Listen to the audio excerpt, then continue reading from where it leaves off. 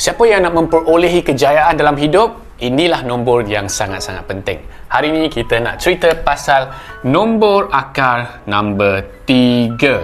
Keywords untuk nombor nombor 3 adalah aggression. Maksudnya aggressiveness.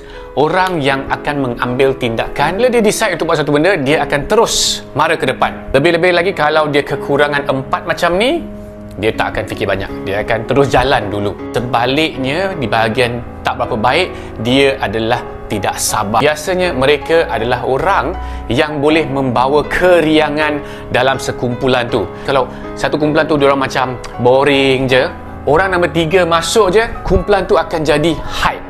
Dia adalah orang yang membawa keriangan. Macam mana nak deal dengan orang nombor 3 dan apakah lagi kebaikan-kebaikan dan juga keburukan mereka? Kita sembang di video yang akan datang.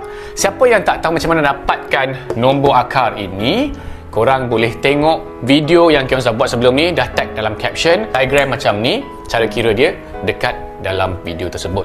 So, next kita tengok nombor 4 pula.